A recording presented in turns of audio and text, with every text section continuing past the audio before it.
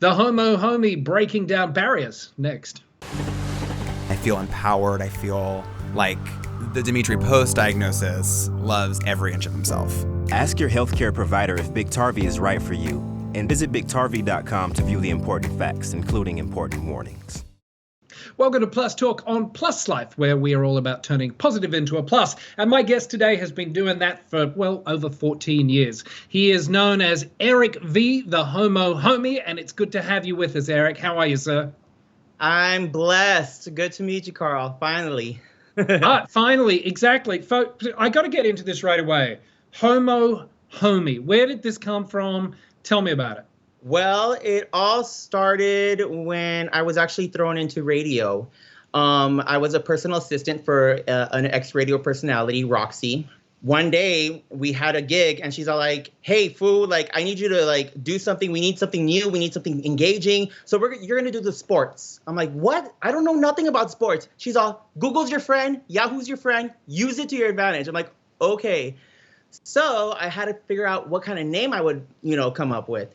And there was already somebody that, a DJ that had the name Erik V. And so I was like, you know what, let me, spruce it up a little bit. So I'm gay, I'm homosexual. So I use the word homo to turn it into a positive rather than a negative. And then homie, I'm everybody's friend. I'm cool with a lot of people. So, it works. So that's how I came up with Homo Homie. And I became Erik V, the sports Homo Homie at Exitos 93.9 FM and the very first openly gay sports correspondent in Spanish and English. Yeah, and that's remarkable. And you know what? That's a title you can keep because I have no interest in sports. If I'm just being honest, that's all yours. Congratulations. It's always good to be first at something, and that's you get to carry that one. You are joining us today largely because of everything you do within the Latinx community. But I want to talk about being HIV positive because we both are. And as I said, we turn positive into a plus. So you were diagnosed you've been positive 14 years now. Tell me what you knew of HIV. What was HIV in your world before your diagnosis? I really didn't know much about it, to be honest. Although I've heard about it and I learned about it in school and to always use protection, I just never really focused on it because I was young, I was dumb, and I was barely, exploring the gay life. I came out at 19 fully to my family. And the way I found out was when I had started dating somebody who was HIV positive. And then I kind of slowly learned from him and we used protection. We did everything. And one night we had rough sex and the condom broke and I got really sick. And I knew, I was like, you know what? I have the fever, I have the chills, I have everything of a flu-like symptom, but a little bit longer. And I finally went to the doctor, got tested, and I caught it early. And they gave me my results of being HIV positive. So it wasn't a shock to you. And I guess because you were dating someone who was presumably openly HIV positive with you, you knew his status. So does it still feel like your world's been ripped out from underneath you? Or were you able to process it a little differently, do you think, because of that? I was able to process it a little bit differently, to be honest, because I did learn from him. And his experience was not as good as mine, you would say. He was raped, and that's how he found out that he was positive because he also got sick as well. And so nobody told him and nobody exposed themselves to, like, revealed their status to him. So with that being said, I took the decision to, say that, I have it and it doesn't have me. I'm going to control it. And I'm going to go ahead and be open with my status and with my future partners that I have with me. And also on like the apps and stuff like that. I'm also very open on that. Just it gives a bit of a relief and it relieves a lot more stress in having to tell the person later on. So yeah, it works. Yeah. No, I feel you on that one. I don't want to dwell on this too long, but I am curious. What was his reaction to you converting? He was hurt. He was as in like he felt really bad that he had given it to me, and I told him not to worry. It is what it is. I love you. I care for you.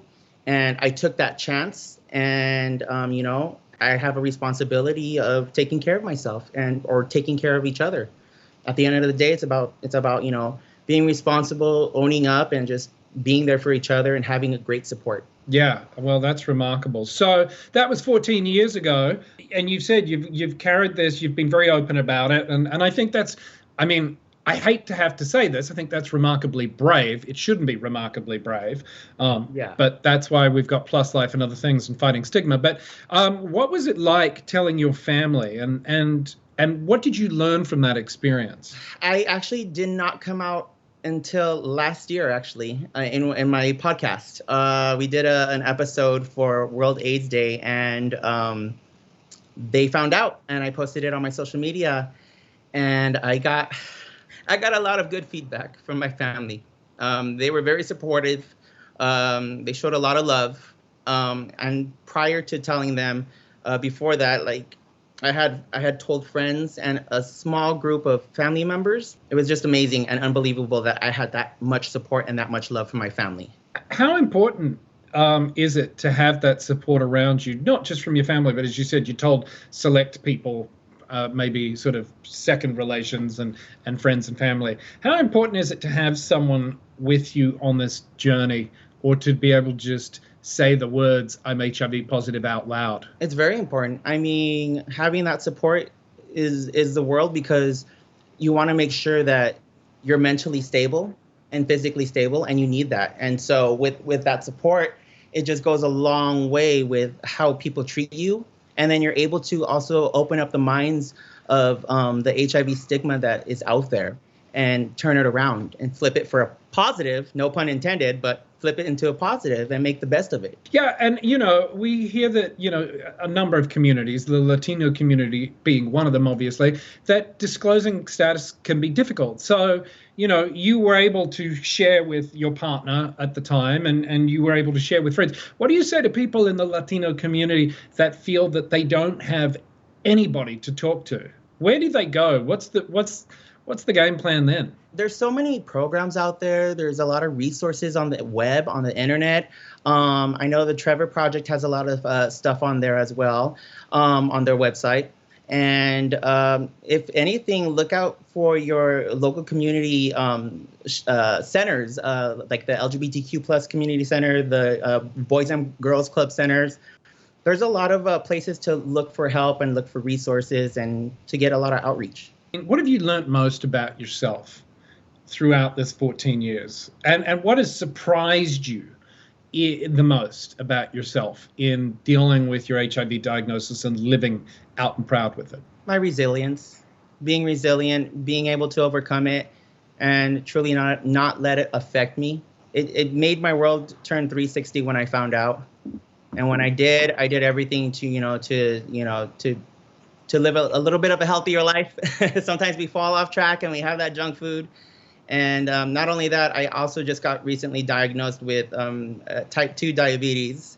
So now, I found out a couple of weeks ago, and that's going hand in hand right now. But isn't it good, and aren't we fortunate, the two of us, to be able to make jokes about this and be able to laugh about it now? Don't you think that's important that we can? And how do we use what we have to help other people who are in dark places, who think that this is the worst thing that could happen to them?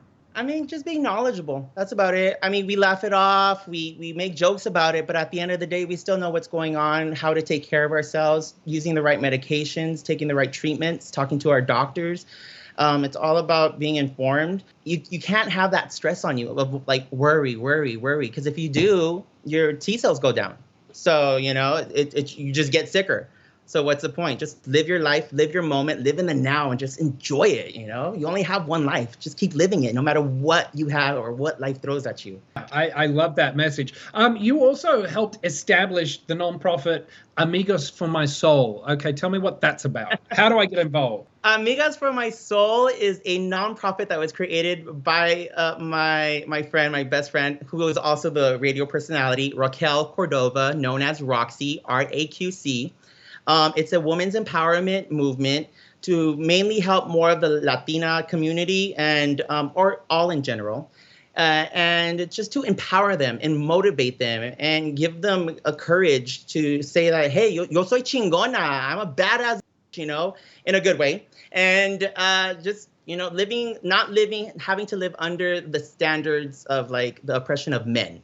You know what I mean? Because men are dominating the world and women are trying to break that glass ceiling. Yeah, and I think that's also a really good message that can translate to our HIV story as well. Not letting stigma and not letting, as I call it, three letters and a symbol keep you down, because it really doesn't need to, does it? Yeah, no, it doesn't. I mean, being her assistant, I've taught her a lot about our community, the LGBTQ community.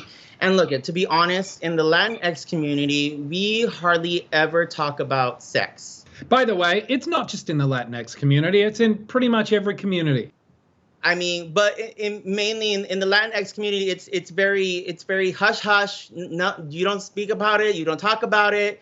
That's how we don't learn about the condoms, the medications and what to take and all that stuff, because we're expected to, as men, to procreate, and the bigger the family, the better the genes. And so, I mean, that's, at the end of the day, as long as we're teaching each other and helping each other out, I think we grow a lot stronger, and we have that mentality of like owning our bodies, our sexual experiences, and taking control of it and not letting nobody, put us down. I love it. And you can speak from experience with the big family because you're one of 8. Erik Velasco, the homo homie, thank you so much. That's all the time we've got for this episode of Plus Talk. If you want more information on Erik and everything he does, check out our website, pluslifemedia.com, and be sure to follow us and Erik across social media. We are at Plus Life Media, and we'll make sure Erik's social handles go up as well. Until next time, wash your hands, wear a mask, stay safe.